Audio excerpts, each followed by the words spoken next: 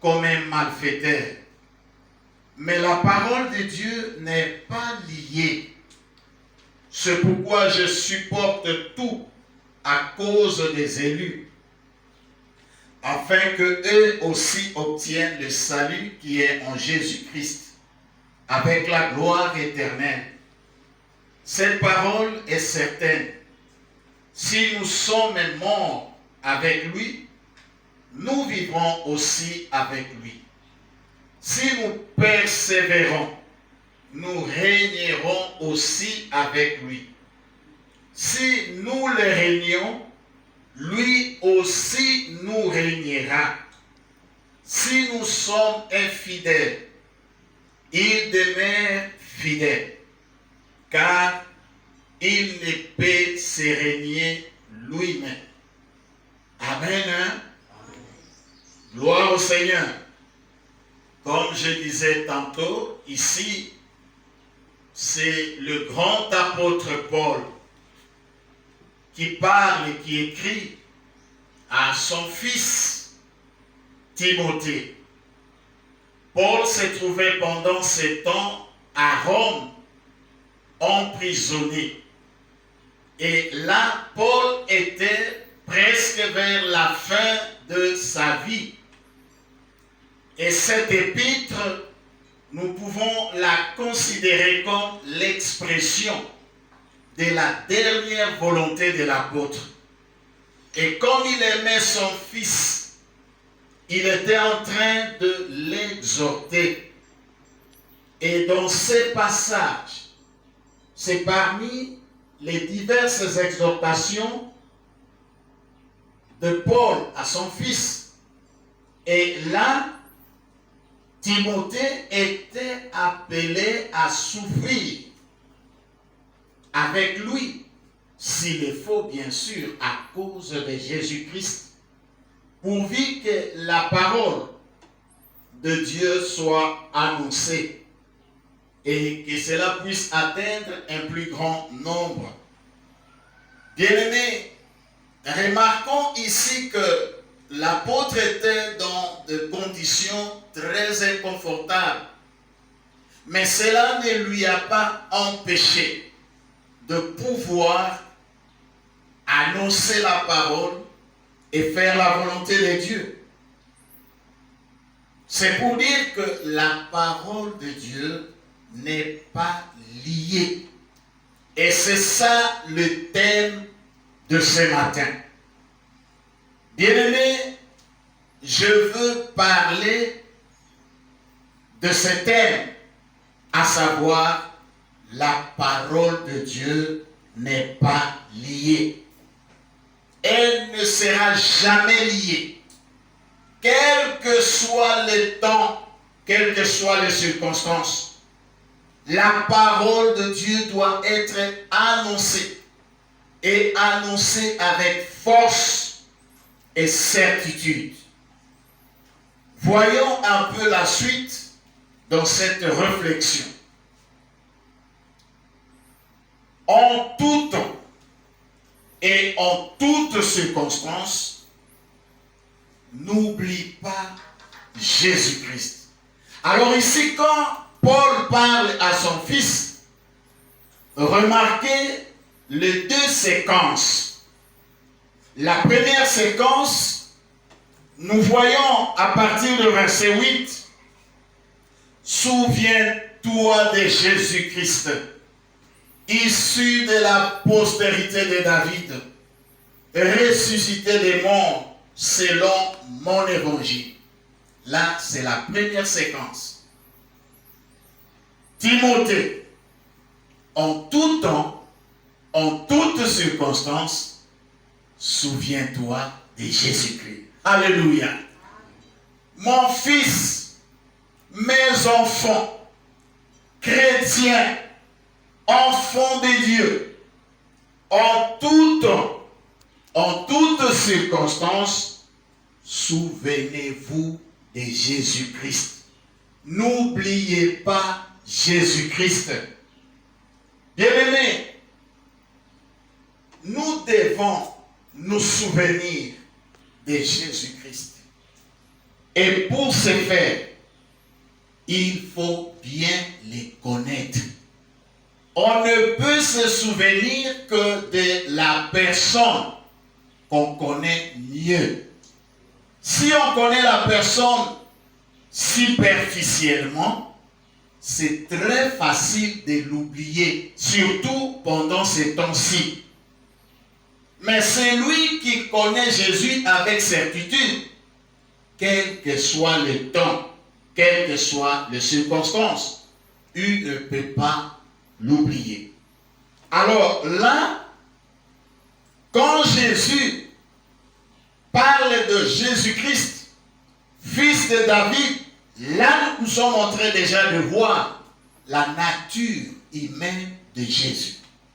Bien-aimés, nous devons connaître Jésus dans sa double nature. Jésus est 100% homme et 100% Dieu. Remarquez ici, il dit issu de la postérité de David. Lorsque l'apôtre Paul fait mention du roi David, nous comprenons ce qu'il voulait transmettre ici comme enseignement, à savoir son appartenance à la descendance royale, la descendance de David, vous voyez, de la tribu de Juda. Et là, nous voyons sa destinée en tant que roi. Il devait régner sur la nation d'Israël.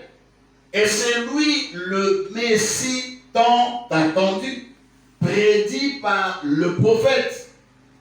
Déjà, il y a plusieurs prophètes qui ont eu à parler de lui. Et nous pouvons, pour être précis, lire une prophétie ici de Michée, chapitre 5. Et là, nous sommes dans le premier verset. Et toi, Bethléem, Ephrata, petite entre le millier de Juda, de toi sortira pour moi celui qui dominera sur Israël, et dont l'origine remonte aux temps anciens, au jour de l'éternité. Alléluia. Et toi, Bethléem, Ephrata, de toi sortira. Vous voyez? Donc là, nous voyons son origine humaine, sa nature humaine. Le Messie devait sortir de la tribu de Juda et précisément à Bethléem. Et cette prophétie s'était accomplie plus de 5 siècles après. Vous comprenez que la parole de Dieu est la vérité vraie. Bien-aimé, il faut connaître Jésus dans sa double nature, comme je disais. Et si vous ne le connaissez pas comme cela, c'est très facile de l'oublier quand les choses ne vont pas bien marcher. Sa nature humaine. Et l'apôtre Jean nous dit ceci. Là, je suis dans 2 Jean, chapitre 1er, et le verset 7. Nous lisons, car plusieurs séducteurs sont entrés dans le monde qui ne confessent point Jésus-Christ comme étant venu en chair. Celui qui est tel, c'est le séducteur et l'antéchrist. Vous voyez? Donc, nous devons les connaître en tant que tels. Dieu s'est fait chair. Dieu a pris le corps humain. Et si vous ne connaissez pas Jésus de cette manière, là vous êtes en dehors du christianisme véritable. Jésus est le Fils de Dieu. Il est venu en chair. Et quand nous ne reconnaissons pas cela, alors nous sommes des séducteurs. Nous sommes de l'antéchrist. Ici, sa nature divine. J'ai parlé de la nature humaine et nous parlons de sa nature divine. Parce qu'ils ont des mots précis et ils connaissent ce qu'ils nous disent et nous respectons cela. Nous nous inclinons. Laissez les politiques faire leur travail. Encadrer la population par rapport à ces temps, par rapport à ces circonstances. Nous sécuriser. Laissez les hommes de Dieu faire aussi leur travail. Les hommes de Dieu doivent apporter la parole, annoncer l'évangile, conjuguons nos efforts tous ensemble pour bouter dehors cette moche maladie. Nous n'allons pas être déséquilibrés, frères. Nous sommes très équilibrés. Nous respectons tout, mais Dieu est au-dessus de tout. Annoncer la parole, prêcher la parole. Bien aimé, remarquez, ici, l'apôtre Paul parle à partir de la prison. Il était emprisonné et il parle même emprisonné comme un malfaiteur. Qu'est-ce que Paul avait fait pour mériter cela à cause de Jésus? Ce n'est pas la prison ou la restriction de toute liberté qui pouvait confiner ou lier la parole. Ce n'est pas l'emprisonnement qui va confiner la parole. Vous savez pourquoi? Du reste, la parole, elle est invisible. La parole, elle est insaisissable. La parole de Dieu est vie et esprit. Alléluia. Qui peut alors qui peut? Comment l'on peut lier quelque chose que l'on ne voit même pas et que l'on ne peut pas toucher? Qui a déjà touché la parole? Bien-aimé, personne. Bien au contraire, ce sont de telles occasions que les vrais enfants de Dieu devront saisir pour annoncer la parole et permettre à tout le monde d'écouter pour leur salut. La parole de Dieu s'annonce à double niveau. Le premier niveau, c'est ce que je suis en train de faire. Enfant de Dieu, annoncer la parole. Vous connaissez quelques versets bibliques. Présentez Jésus aux autres pendant ces temps. Là, c'est le premier niveau. Mais le deuxième niveau d'annonce de la parole, vivons l'évangile. Donc, notre vie parle mieux que nos paroles. Lorsque nous vivons l'évangile, même pendant ces temps difficiles, vivons l'évangile. Vivons la parole de Dieu. Extériorisons ces paroles que nous avons reçues dans nos cœurs. Voyez, frères, aujourd'hui nous sommes les plus favorisés, surtout avec l'essor de l'industrie, la modernisation, la haute technologie, les moyens de communication multiples. Nous avons des télévisions, nous avons la radio, nous avons tout ça, les réseaux sociaux. Alors profitons-en et annonçons la parole. Bien-aimés, quand je parle de cela, c'est pour nous dire que tous ces moyens qui sont mis à l'œuvre, c'est pour que l'œuvre de Dieu soit avancée. Bien-aimés, l'histoire nous renseigne sur comment la parole de Dieu a toujours triomphé, surtout sur toutes les épreuves connues. D'où nous lançons ici un vibrant appel à tous les vrais enfants de Dieu, à tous les vrais serviteurs de Dieu. J'ai dit vrai. Si je dis vrai, c'est parce qu'il y en a de faux. Il y a des faux, des enfants de Dieu, des noms. C'est pendant ce temps qu'on va les reconnaître réellement qui sont enfants de Dieu. Des serviteurs de Dieu, des faux. C'est pendant ce temps qu'on va le reconnaître. Pourquoi? Je ne parle pas de faux. Parce que des faux, ils se confondent dans la masse. Leurs identités se dissoutent. Donc, on ne peut plus les reconnaître pendant ce temps. Ils peuvent régner facilement Christ par leur vie, par leur comportement, par leurs attitudes. Mais ici, je parle aux vrais enfants de Dieu. Comme j'avais parlé de l'autre culte, rien ne pourra nous séparer de l'amour de Dieu. Et là, je parlais de ceux-là qui ont été appelés, justifiés, et ceux-là qui seront glorifiés. Donc, certainement ceux-là qui ont une expérience personnelle avec Jésus. Je ne parlais pas de religieux. Vous savez, la religion, ça c'est l'effort humain. L'homme fait ses propres efforts pour atteindre Dieu. Mais le christianisme, c'est Christ en nous. C'est Dieu qui est venu en nous. Mais la religion, nous cherchons à aller vers lui. C'est impossible, frère, par nos efforts. Voilà, ceux-là, ils peuvent être étouffés. Ils peuvent être, à un moment donné, essoufflés par les efforts. Mais ceux-là qui ont reçu l'esprit de la grâce, ce sont ceux-là que l'appel vibrant est lancé. Au milieu des épreuves, ils s'élèvent, frère. Au milieu des épreuves, ils expriment leur foi. Et tout le monde sait les identifier. Enfants de Dieu, serviteurs de Dieu. Ne pas se laisser distraire par le stratagème de l'ennemi.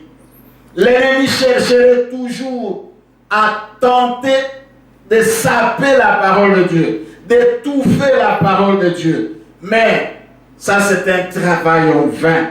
Et là, je lance un avertissement sévère à tous ceux-là qui se vertueront sous quelque prétexte que ce soit d'étouffer la parole de Dieu. Parce que ceux-là rencontreront par l'histoire. Mais la suite, c'est qu'eux-mêmes, en tout cas, ils ont courbé les chines. Bien-aimés dans le Seigneur. Alors, qu'est-ce qui nous rassure? Ah, vous allez dire, mais pasteur, tu parles avec autant d'assurance que la parole de Dieu ne peut pas être liée. Je vous dis, vrai frère, qu'est-ce qui nous rassure? Retenez les 4 points ou 4 vérités. Ce sont ces 4 vérités ici que l'apôtre Paul est en train de parler dans ce contexte ici, que nous allons avoir l'assurance et la certitude d'annoncer la parole et de vivre la parole même en ce temps difficile.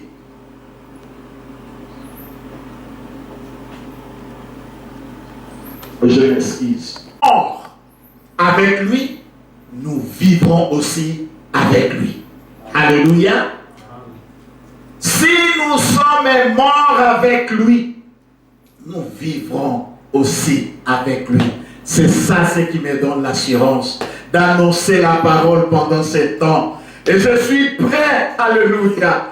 Oui, même à être livré. Pourquoi? Parce que je sais que si aujourd'hui je suis mort, je meurs à cause de l'évangile, je vivrai avec Jésus-Christ. Cela revient à dire que nous ne perdons rien, même si la mort pouvait nous emporter. Et surtout, si c'est pour une cause juste, cela n'est qu'une voie largement ouverte vers la vie véritable. Bien-aimé, la mort m'est un gain. Et je préférerais mieux aller être auprès du Seigneur. Et si je dois vivre encore, c'est pour l'évangile que je vis. Alléluia. Voyez-vous? Parce que j'ai cette assurance que si je meurs à cause de l'évangile, je meurs avec Christ, je vivrai aussi avec Christ. Du reste, nous ne sommes qu'étrangers sur cette terre des vivants. Ce monde n'est pas à nous, frères. Nous sommes des passagers, des pèlerins. Nous passerons, mais notre patrie, elle est céleste. J'aime un de nos pasteurs qui nous disait toujours, à ce moment nous étions encore là à l'Ipel, il disait toujours, nous sommes des Ciélois. Alléluia. Nous sommes des Ciélois. Oui, c'est vrai. La première patrie, ma première patrie, c'est d'abord le ciel. La RDC n'est que ma seconde patrie. Pourquoi? Parce qu'un jour, je m'en irai et je resterai là avec mon Dieu. Voilà ce qui me donne l'assurance. Nous sommes étrangers. Vous pouvez prendre 1 Pierre 2, 11. Mais je vais encore nous dire que là dans le ciel, c'est là où nous serons les plus heureux. Nous serons les plus heureux. Lisons ce que l'apôtre Jean dans l'île de Patmos, il est en train de nous dire de ce qu'il a reçu comme révélation. Apocalypse chapitre 14, le verset 13. Et j'entendis du ciel une voix qui disait, écrit, heureux dès à présent les morts qui meurent dans le Seigneur. Alléluia. Oui, dit l'Esprit, afin qu'ils se reposent de leurs travaux, car leurs œuvres les suivent. Heureux dès à présent ceux-là qui meurent dans le Seigneur. Bien-aimés, si nous mourons avec lui, nous vivrons aussi avec lui. Là, c'est la première vérité. La deuxième vérité qui nous donne l'assurance. Si nous persévérons, nous régnerons avec lui. Alléluia. La gloire nous attend, frères. Persévérons. Nous devons donc persévérer et rester fermes dans la foi évangélique et ne rien céder au découragement, au refroidissement et plus grave à l'abandon de la foi, c'est-à-dire basculer dans l'apostasie. Frères et sœurs, maintenons-nous dans la foi véritable, persévérons. Dans des moments comme celui-ci, plusieurs, on ne les reconnaît même plus. Voyez-vous? Non, mes frères, nous ne sommes pas de ceux-là qui se retirent pour se perdre, mais nous sommes de ceux-là qui persévèrent pour remporter les prix de la vocation céleste. Voyez-vous? L'auteur aux Hébreux nous dit cela dans Hébreux chapitre 10, le verset 39. Vous pouvez le noter pour lire.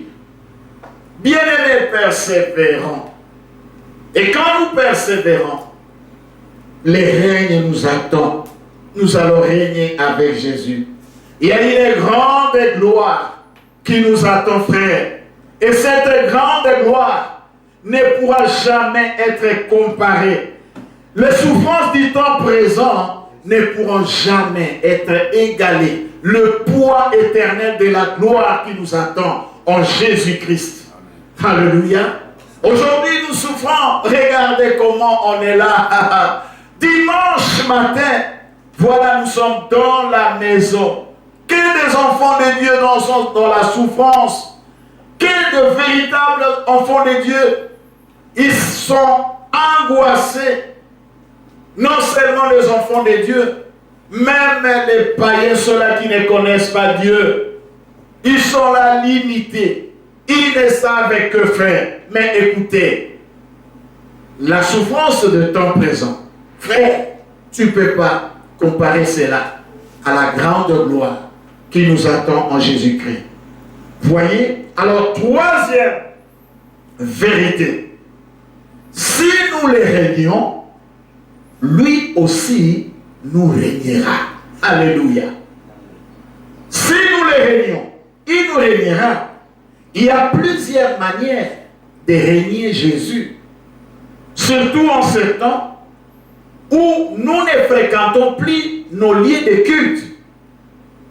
Il y a des gens qui ont peut-être même perdu certains réflexes. Pourquoi? Parce qu'ils n'écoutent plus la parole de Dieu. Ils ne sont plus ensemble pour prier dans la communion des frères. Et là, les gens se refroidissent, les gens perdent de vertu. Il y a des vices. Au lieu des vertus, ce sont des vices. Vous voyez? Alors, ça, c'est aussi arrivé même au grand apôtre Pierre. Pierre qui était le disciple, qui était toujours près du Seigneur. Dans toutes les circonstances, il était avec le Seigneur. Dans la montagne de transfiguration, il était avec le Seigneur. À Gethsémani, Pierre était avec le Seigneur. Vous voyez? Mais ici, lors de l'arrestation de Jésus-Christ, Pierre, alors que Jésus avait déjà prédit cela, quand Jésus était en train de dire l'on frappera le berger et les brebis se disperseront, Pierre se mettra à dire non, Seigneur, même si tout le monde pouvait en tout cas partir, moi jamais, je suis prêt à mourir, vous voyez? Mais Jésus lui dit non Pierre, non Pierre, avant d'ailleurs que les coqs ne chantent, tu me régneras 3 fois. Vous voyez? Il y a des gens, même ceux-là, vous pouvez dire, mais oyo akokiko boya nzambe te akowanga na ete, mais okokamwa. Pierre awanga na kipe Yesu. Heureusement pour lui, il fut rattrapé, récupéré parce que le plan de Dieu devait être respecté. Vous comprenez? Alors, lisons Matthieu chapitre 26, le verset 34 à 35, et nous allons aussi lire, pour opposer cela au verset 69 à 75. C'est mieux de lire parce que nous ne sommes pas là pour raconter les choses, frères. Hein? Si vous ne connaissez pas la parole de Dieu, autant vous taire que de dire n'importe quoi. Lisons la parole de Dieu et faisons parler la Bible. C'est ça l'annonce de l'évangile. Matthieu chapitre 26. La Bible dit ceci. Nous sommes en 34. Écoutez, Jésus lui dit, je te le dis en vérité, cette nuit même, avant que les coqs ne chantent, tu me régneras 3 fois. Pierre lui répondit, quand il me faudrait mourir avec toi, je ne te régnerai pas.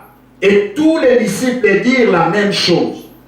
Là-dessus, Jésus alla avec eux dans un lieu appelé Gethsémani. Et il dit aux disciples, asseyez-vous ici et pendant que je m'éloignerai pour prier. Alors nous allons aussi considérer le verset 69. Vous voyez maintenant, à partir du verset 69, la Bible dit ceci.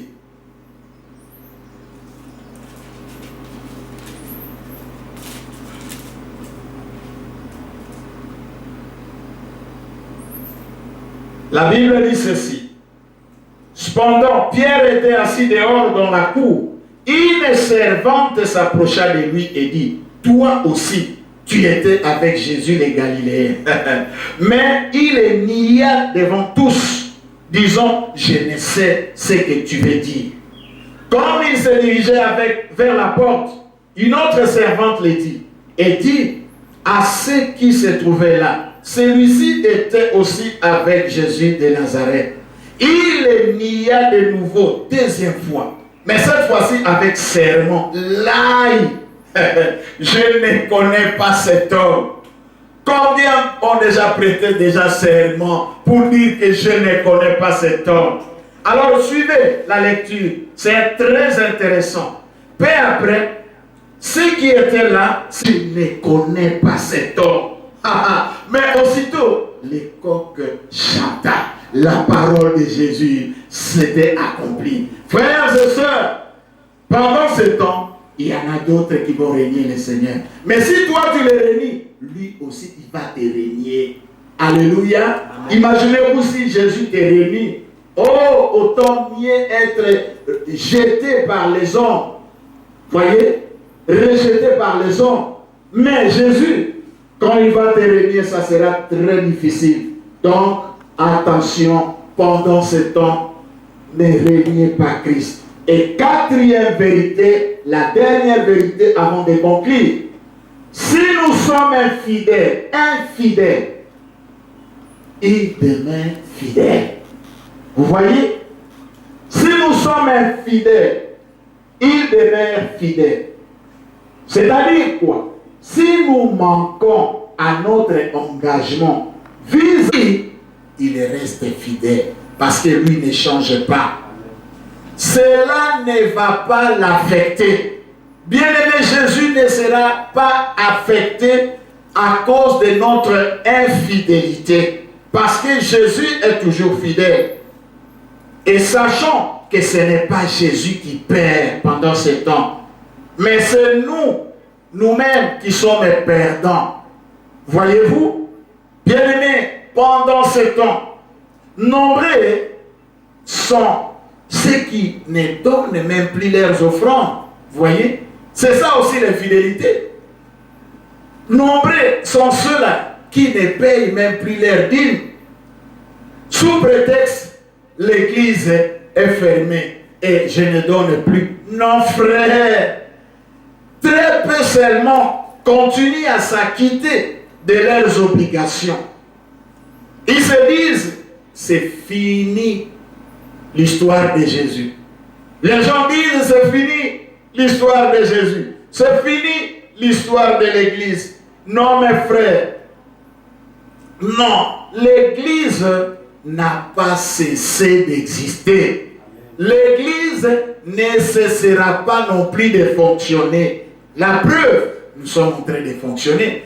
Dieu a dit, là où 2 ou 3 sont assemblés en mon nom, je suis au milieu d'eux. Oh, j'aime le Seigneur. Parce qu'il savait qu'il y aura peut-être des moments comme ça. Il y aura des persécutions. Il y aura des difficultés. Où les gens pourront peut-être non plus se retrouver dans des temples mieux bâtis, des cathédrales, je ne sais. Mais les gens pourront se retrouver, même dans la maison du reste, lorsque l'église a commencé. Vous voyez, les gens se réunissaient dans des maisons. Souvenez-vous de Pierre quand il était arrêté. Alors que Pierre arrêté en prison, la Bible dit que l'église ne cessait de prier pour lui. Mais cette église était où? Dans la maison. Voyez? C'était dans la maison d'une dame qui aimait le Seigneur. Et c'est là, lorsque Dieu a agi, Pierre en sortant, il est allé d'abord droit là-bas, là où les gens étaient en train de prier pour lui. C'est pour dire que l'église ne cessera jamais. Et la parole de Dieu ne sera jamais liée. Quand bien même on pourra tout faire, frères et sœurs, la parole de Dieu sera prêchée. Et nous vivrons cela. Ça, c'est une situation tout simplement passagère. Et je vous en conjure, ça va passer. Et ça va très bientôt passer. Courage, frère, ne sois pas infidèle. Reste attaché à Christ. Reste attaché à tes engagements. Vous voyez? Évitons plutôt les discours vains et profanes. Ces discours qui cherchent à détourner nombreux de la vraie foi. À l'instar d'Hyménée et de Philette. Vous voyez? Qui se sont détournés de la vérité en disant la résurrection est déjà arrivée. Il y en a d'autres qui pensent que Jésus est déjà revenu. Frère, hérétique, arrête avec des sottises. Jésus n'est pas encore revenu. La Bible dit que tout œil le verra. Mon œil n'a pas encore point vu cela. C'est que Christ n'est pas encore revenu. Gloire au Seigneur. Et l'esprit de grâce est là. Frères et sœurs, nous voulons conclure en disant ceci. La parole de Dieu n'est pas liée.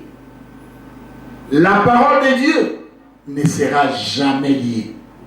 Tout passera, sauf la parole.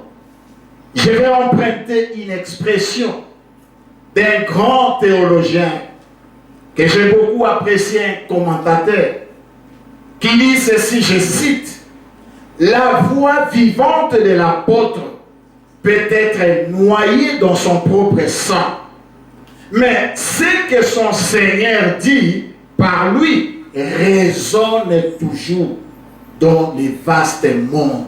C'est-à-dire quoi? La parole vivante de Dieu, telle que je suis là, j'ai la parole dans mon cœur, dans ma vie, j'ai Jésus en moi. Et cette parole, on peut m'arrêter, on peut même me mettre à mort. Cette parole peut se noyer dans mon sang. Vous voyez? Mais ce que Christ a mis en moi, cela peut résonner, cela peut retentir partout. C'est ce que je dis toujours à ma famille ici. Je dis le jour où je mourrai, prenez mes prédications. Il ne faut même pas pleurer. Organisez les gens et mettez les paroles que Dieu avait mis en moi et les gens seront édifiés. Et d'autres seront touchés, surtout quand il s'agit de quelqu'un qui est déjà mort et qui parle. La parole de Dieu retentira et retentira toujours. Bien-aimés, même les armées du monde réunies, le monde entier peut réunir toutes leurs armées, ils ne sauront pas empêcher que la parole de Dieu soit répandue. Frère, les hommes meurent, les institutions passent, mais Christ et son évangile triomphent et triomphent à jamais. Que Dieu bénisse sa parole. Nous voulons prier le Seigneur pendant 5 minutes avec notre frère Joël Litouka. Tu peux t'approcher. Tu vas nous aider dans la prière pendant 5 minutes par rapport à cette parole. Merci. Merci Jésus. Oui, bien-aimés, nous sommes en train de prier le Seigneur par rapport à cette parole que nous venons d'écouter. La parole de Dieu n'est pas liée. La parole de Dieu ne sera jamais liée. Ah oui, je sais que tu as entendu cette parole avec beaucoup d'intérêt. C'est alors que nous allons alors remettre nos cœurs à Dieu. Je ne sais pas qu'est-ce que tu pressens maintenant. Cette parole est sortie pour toi qui est étouffé. Peut-être que tu es dans ta maison, tu es en train de suivre cette parole. La parole de Dieu est vie et esprit. C'est pourquoi, bien-aimé, nous allons nous incliner dans la prière. Tu vas dire merci au Seigneur de t'avoir envoyé cette parole en ces jours, en ces moments défavorables. Mais le Seigneur veut réconforter quelqu'un. Bien-aimé, retenons ces 4 choses que le Seigneur nous a données en ces jours. Élève ta voix dans ta maison. Commence à prier le Seigneur. Dis merci Seigneur pour cette parole. Merci Seigneur de nous avoir parlé. Le Seigneur t'aime encore mon frère. Le Seigneur t'aime aujourd'hui. Voilà que tout le monde t'a abandonné. Mais la parole de Dieu te suit. Jusque dans ta maison, commence à prier. Élève ta voix, prie le Seigneur. Merci Seigneur notre Dieu pour cette parole que tu nous as envoyée en ce jour. Pendant ces temps défavorables au Dieu de gloire. Merci parce que tu nous réconfortes. La Bible dit que les souffrances et les temps actuels, bien-aimés, ne sont même pas comparées. Alléluia, à la gloire future. Nous avons une gloire qui nous attend. Élève ta voix, commence à dire merci au Seigneur. Oh, merci Jésus. Merci Jésus, alléluia. Merci Seigneur notre Dieu. Tu es le Dieu tout-puissant. Tu es le Dieu tout-puissant. Que ton nom soit béni. Que ton nom soit exalté. Merci parce que tu nous as parlé. Tu nous as réconforté. Tu nous as redonné encore l'élan, Seigneur, d'aller plus loin avec toi. Même si nous sommes restreints, Seigneur mon Dieu, même si nous sommes confinés, nous ne cesserons pas de suivre ta parole. La parole, on ne peut la toucher. La parole, on ne peut l'emprisonner parce qu'elle est esprit. La parole de Dieu est esprit, bien-aimé. Élève ta voix. Dis merci au Seigneur. L'esprit de Dieu te touche maintenant. Tu es touché par la parole de Dieu. Tu es touché parce que cet esprit bien-aimé te met bien-aimé en collaboration avec ton Dieu. Tu es en collaboration avec ton Dieu. C'est pourquoi nous devons rester fidèles. Reste fidèle, bien-aimé. Reste fidèle à tes obligations. S'il te faut, alléluia, donner tes offrandes, fais-le. Tes dîmes, fais-le. Le Seigneur est en train de regarder aujourd'hui. C'est là qu'ils sont en train de vivre comme il veut. Si tu les réunis, il va te régner. Ne réunis pas ton Dieu. Je dis à toi qui est maintenant en train de sentir que l'effort est épuisé. Tu es en train de sentir que tu es à bout de tes forces. Alléluia. Le Seigneur te dit aujourd'hui que ne réunis pas le Seigneur. Ne le réunis pas. Il est là à tes côtés.